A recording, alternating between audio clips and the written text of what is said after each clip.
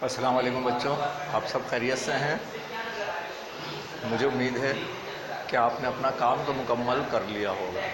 अच्छा, सब बच्चों को अब इंतज़ार होगा कि इस सबक का एंड कहाँ होने वाला है और बाप ने अपने बेटे के साथ क्या किया, माफ़ किया या नहीं किया।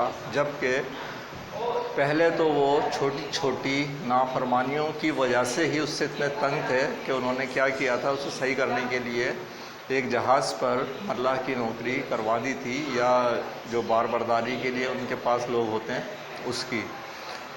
जबकि अब तो बेटा एक कत्ल के जुर्म में खड़ा हुआ है सामने, और बाप कौन, मौसी मार्गे, जो कि अपनी सख्ती के लिए भी मशहूर है कि अपने कवानीन से नहीं हटता। ठीक, अब देखते हैं क्या होता है।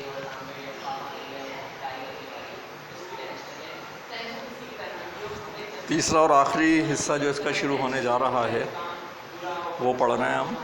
एडवोकेट जनरल अपने कमरे में दाखिल हुआ तो उसके कदम डगमगा रहे थे, उससे चला नहीं जाता था। एडवोकेट जनरल कौन, मौसी मार्गे।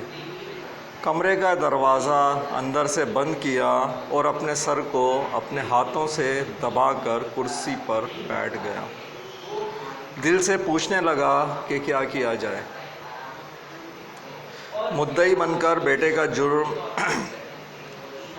खुद साबित करना और उसकी जान लेना तो उसे साफ नामुमकिन नज़र आया। मुद्दई बनना, किसी के ख़िलाफ़ खुद खड़े हो जाना। किसी के ख़िलाफ़ जो केस करता है वो मुद्दई होता है। ठीक है, तो बाप का ये बात कि वो बेटे के ख़िलाफ़ मुद्दई बन जाए, उसके ख़िलाफ़ खुद खड़ा हो जाए, ये तो बड़ा मुश्किल नज़र आ रहा था उसको, बाप को।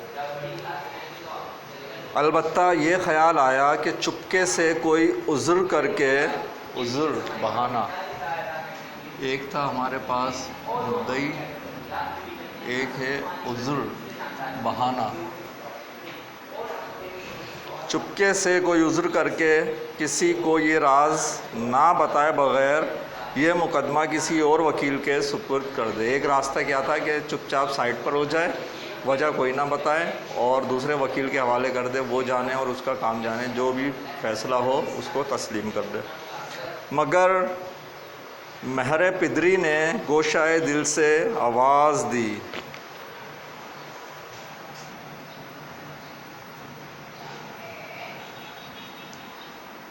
बाप की मोहब्बत और गोशाए दिल,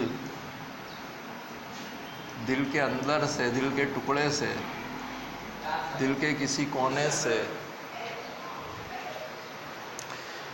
गोशाए दिल से आवाज़ दी कि बेटा अगर बच सके तो किसी तरह उसे बचाना चाहिए। उसकी तायीद का मकसद हाँ में हाँ। तायीद में इस मरने वाले की आखिरी वसीयत याद आई कि उसे माफ़ कर दो। अपने दिल से भी आवाज़ आई और इस बात को मज़ीद तक़वियत मिली किससे, उसकी अपनी बीवी से, जिसके आखिरी अल्फाज क्या थे, उसे माफ़ कर दो। इन अल्फाज का याद आना था कि इसे और सब कुछ भूल गया। ना यह ख़्याल रहा कि लड़के के क्या क्या कसूर थे, ना ये कि अब वो किसी जुर्म का मुल्ज़िम है। इतना ही याद रह गया कि मैं बाप हूँ, वो बेटा है। और वो एडवोकेट जनरल जो संगदिल मशहूर था, ज़ार ज़ार रोने लगा, ज़ार ज़ार बेतहाशा रोने लगा, ज़ार ज़ार रोने लगा। और तबीयत ज़रा संभली तब उठा और उसने बेपसो पेश नौकरी से अपना इस्तीफ़ा लिख कर अदालत में भेज दिया। बेपसो पेश, कोई तामुल किए बग़ैर,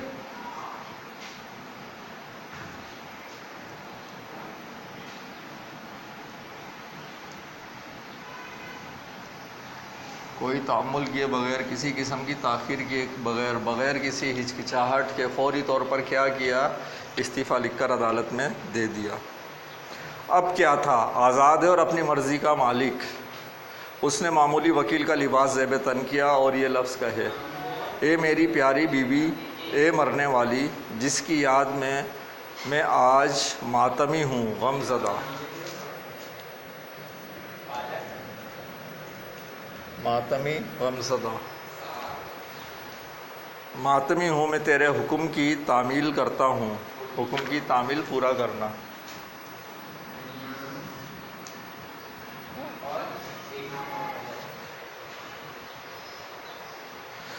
मैंने उसे माफ़ कर दिया और मैं उसकी तरफ से वकालत करने के लिए अदालत के रूबरू जाता हूँ। ये था बच्चों वो वकील जो कि बहुत संग दिल मशहूर था। हमारे पास अब आप जिस उम्र में आ गए हैं, आपकी 7वीं क्लास चल रही है, बच्चे कुछ बड़े हो रहे हैं। अक्सर बच्चे अपने बाप की सख्ती का रोना रोते हैं या बाप से थोड़े खफा भी रहते हैं, क्योंकि बाप सख्ती कर रहा होता है, चीज़ों से रोक रहा होता है, गलत चीज़ों के बारे में मुतनब्बे करता है कि इनसे रुक जाओ, सही चीज़ों की तालीम दे रहा होता है। तो ऐसा शख्स तो हमें वैसे भी थोड़ा सा जो है चुभता है ना।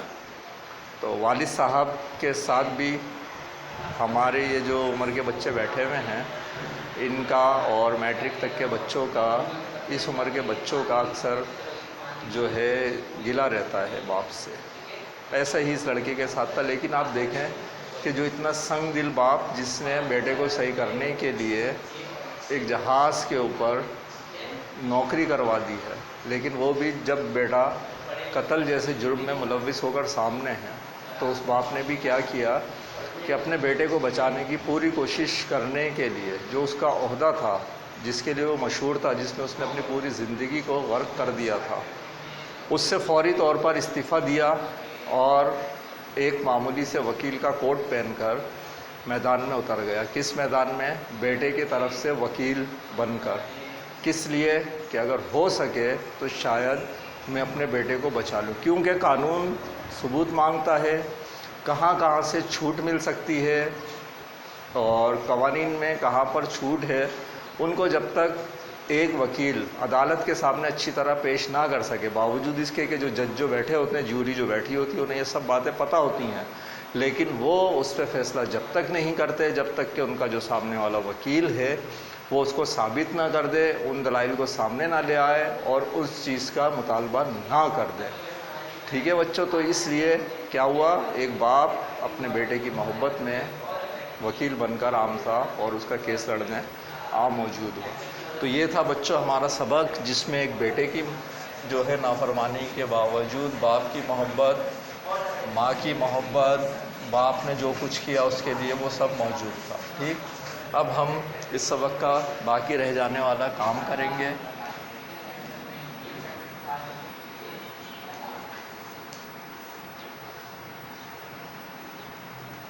आपको याद होगा कि हमने यही सवाल पिछले लेक्चर में लिखे और फिर इसको मिटाया था, फिर पहले दूसरा काम किया था। उसकी वजह क्या थी, कभी कभार ऐसा होता है हमारी नज़र से रह जाता है कि उसमें जो मैंने सवाल शामिल कर दिए थे वो सवालात थे कि जिस का ज़िक्र इस सबक के आखिरी हिस्से में था और सवाल वो पहले शामिल हो जाते, तो यकीनन आपको आगे से पढ़कर लिखना पड़ता। अब हम क्योंकि पढ़ चुके हैं, अब हम बड़े आसानी से उसको कर लेंगे।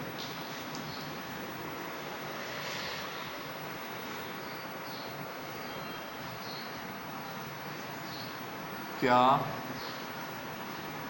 मोसियो मार्गे ने अपनी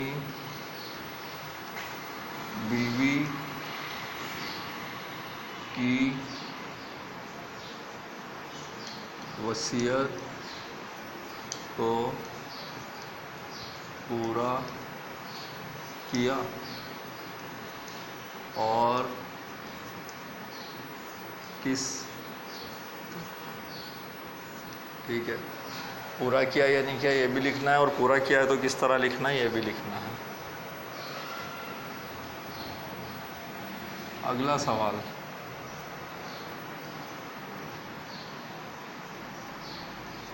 मंदरजा झेल अल्फाज के मायने लिखें। अच्छा, सारे सवाल, वो सारे अल्फाजों के मायने में आपको बताता चला आया हूँ। मैंने कहा भी था कि इसे बड़े ध्यान से देखिएगा। ठीक है बच्चों, तो अब मैं यहाँ लिखता जा रहा हूँ अल्फाज। आप क्या करेंगे, 2 कॉलम बनेंगे, एक अल्फाज एक मायने के। मैं तो अल्फाज लिख रहा हूँ सिर्फ। फसाहत,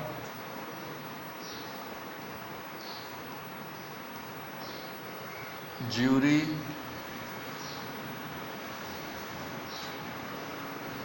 मुजस्सिम,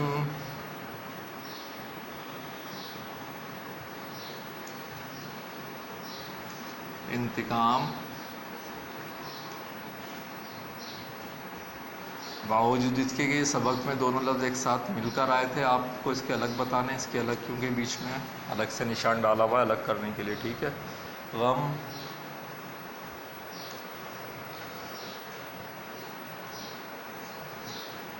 गम जान का, आँख का तारा,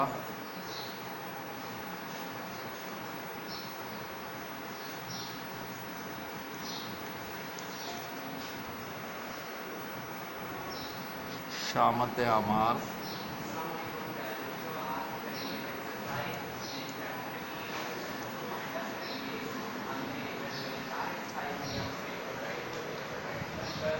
दिल पत्थर हो जाना,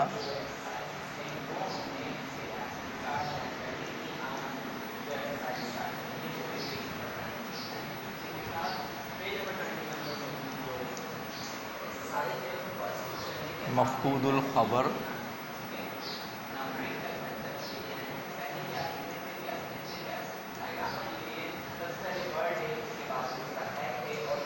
दमे वापसी,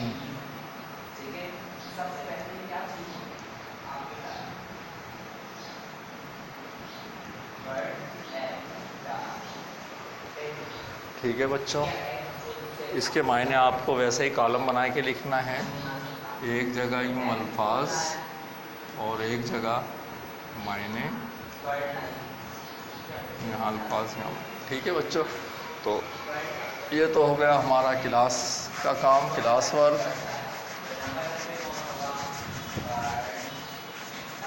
अब होमवर्क में जो काम है आपके करने का, उसे आधा मैं लिखूँगा और आधा आप पूरा करेंगे।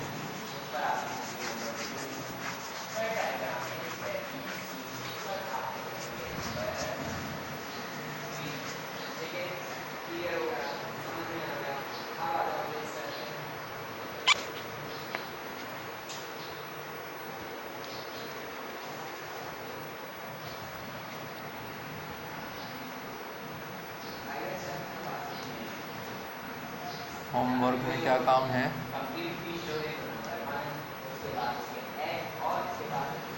जुदूल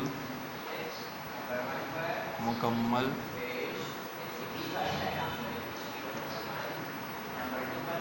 कीजिए।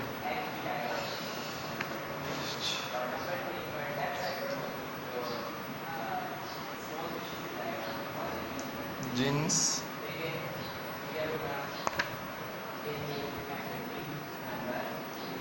वाहिद, गायब, जमा गायब,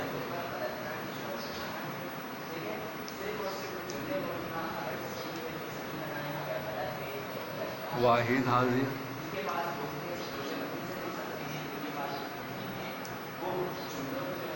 जमा हाजिर,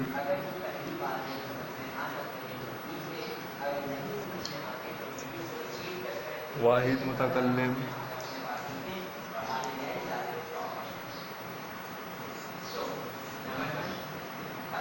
जमा मुतकल्लिम।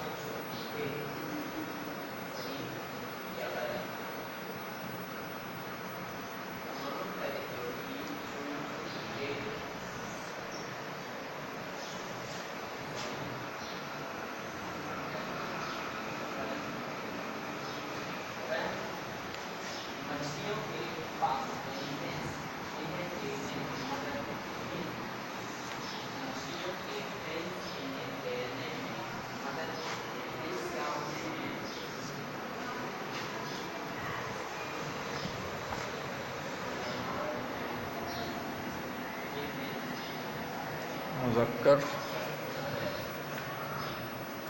वो गया था। मुअन्नस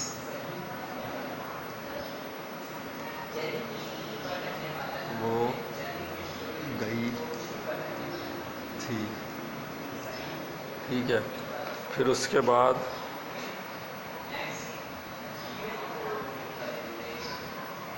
मुज़क्कर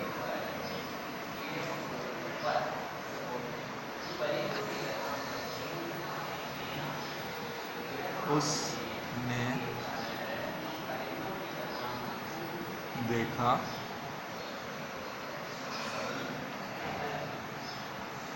उसने